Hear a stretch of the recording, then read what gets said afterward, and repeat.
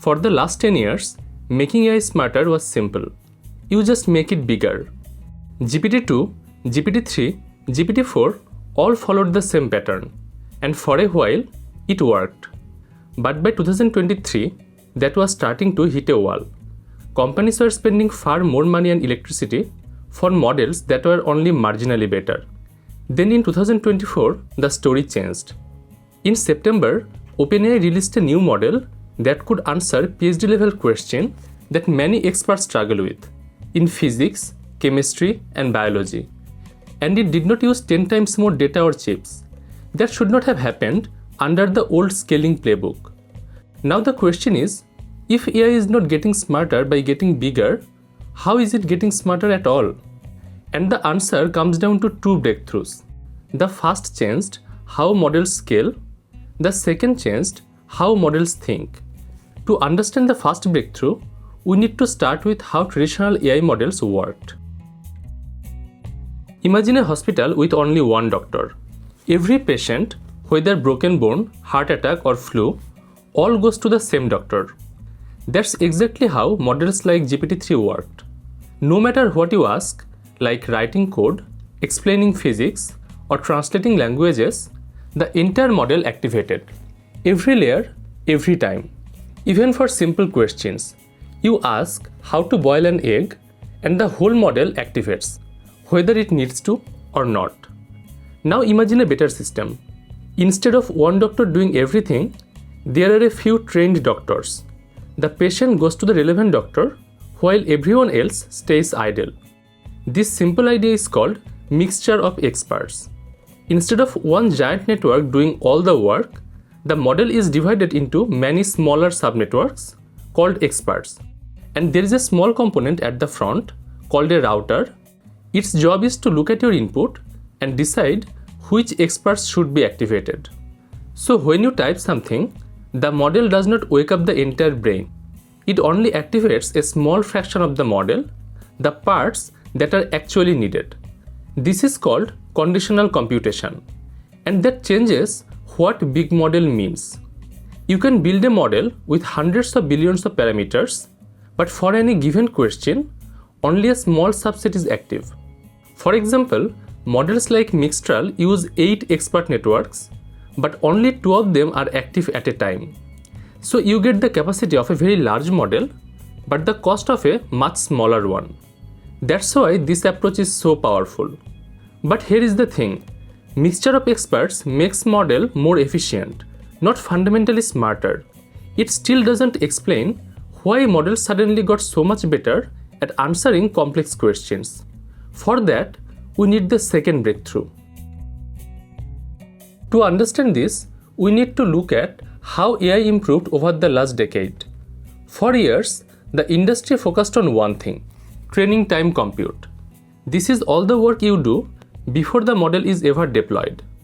Training on massive datasets, running on thousands of GPUs for weeks or even months. The assumption was simple.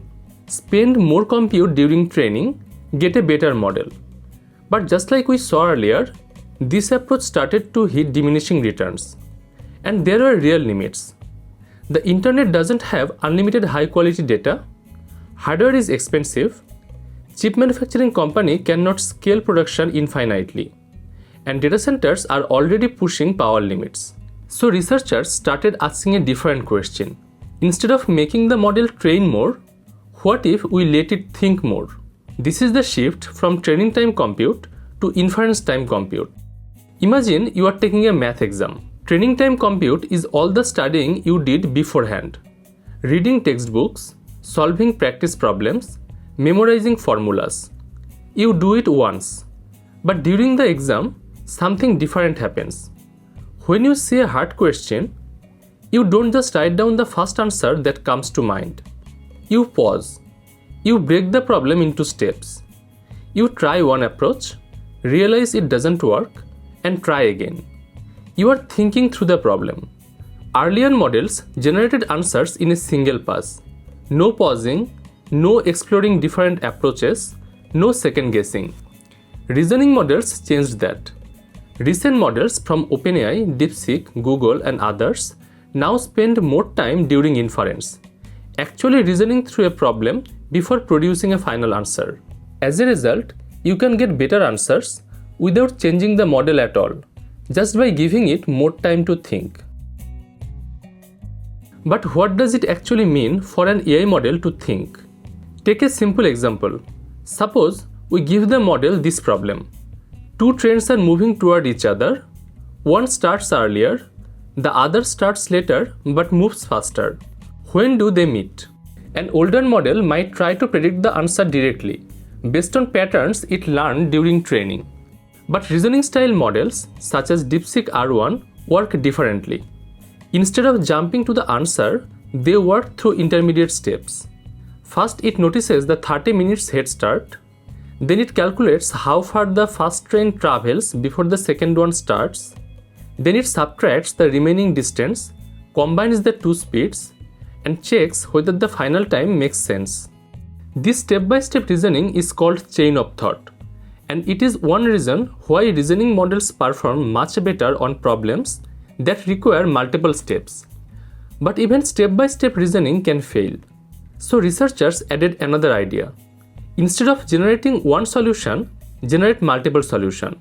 Not all of them will be right, but if multiple independent attempts arrive at the same answer, that answer is more likely to be reliable. This is known as best-of-n sampling. Another technique is to use a verifier model. Instead of only generating answers, the system also evaluates them. There are two common types. The first is called an outcome reward model, or ORM. It looks at the final solution and gives it a score based on the answer. It does not really care how the answer was produced, only the final result matters. You can think of this like a teacher who only checks the last line of your solution.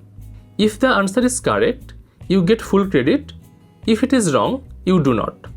The second one is called a process reward model, or PRM. Instead of checking only the final answer, it evaluates the reasoning step by step. It can identify where a mistake happens, even if the final answer looks plausible.